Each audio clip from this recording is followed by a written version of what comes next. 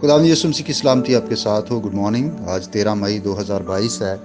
मत्ती रसूल का अंजीली बयान उसका नामा बाब और पहली आयत में यूँ लिखा है, फिर वो कश्ती पर चढ़कर पार गया और अपने शहर में आया। आमीन। इस नामे बाब में खुदावंद यीशु मसीह के तरस और कुदरत के काबिल गौर वाक़यात दर्ज हैं। खुदावंद यीशु मसीह के मौजज़ात जो इस बाब में बयान किए गए हैं, उसे दो बातें ज़ाहिर होती हैं। पहली कि खुदावंद यीशु मसीह को इंसान के बदन पर तरस आता है, और दूसरी बात खुदावंद यीशु मसीह को इंसान की रूह पर तरस आता है। और इस बाब में हम इन्हीं दो मज़ामीन के तहत इन सारे मौजज़ात पर गौर करेंगे। गरासीनियों ने खुदावंद यीशु मसीह को रद्द कर दिया, चनाचे वो गलील की झील को दोबारा पार करके कफरनहूम में आ गया। अब कफरनहूम उसका अपना शहर बन चुका था, क्योंकि हम सब इस बात से वाकिफ़ है खुदावंद यीशु मसीह का बचपन लड़कपन नासरत में गुजरा, लेकिन जब खुदावंद यीशु मसीह ने खिदमत का आगाज़ किया तो नासरत के लोगों ने यीशु मसीह को हलाक करने की कोशिश की, जिसका जिक्र हमें लूका की इंजील के 4 बाब की 29वीं, 30वीं और 31वीं आयत में मिलता है।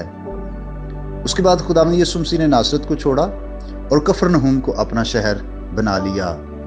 ये गलील की झील के शुमाल मगरबी साहल पर वाक़या एक शहर था, और खुदावंद यीशु मसीह की जो गलील में खिदमत थी उसका सेंटर यही रहा। खुदावंद यीशु मसीह ने चंद बड़े बड़े मौजज़ात यहाँ पर किए। मिसाल के तौर पर सूबेदार के फालज ज़दा नौकर को शिफा दी, एक मफलूज जिसको 4 आदमी उठाकर लाए थे। इसी शहर में खुदावंद यीशु मसीह ने मत्ती को, जब वो महसूल की चौकी पर बैठा था, अपना शागिर्द होने के लिए बुलाया। जिंदगी की रोटी पर दर्स, जिसके बाद खुदावंद यीशु मसीह ने 5000 को खाना खिलाया,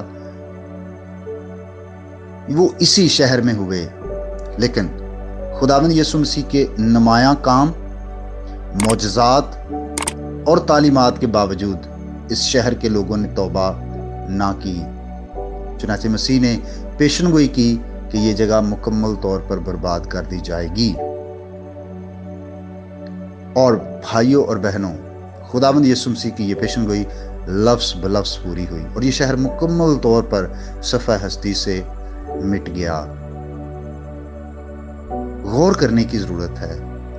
खुदावंद ने इसको अपना शहर बनाया, अपना शहर कहा, उसको अपनाया, कबूल किया, लेकिन शहर के लोगों ने मसीह को कबूल ना किया, जिसकी वजह से ये हलाक हुए। आज हम अपने आप को मसीह के लोग कहते हैं। क्या हमारा भी हाल कफरनहूम की तरह तो नहीं?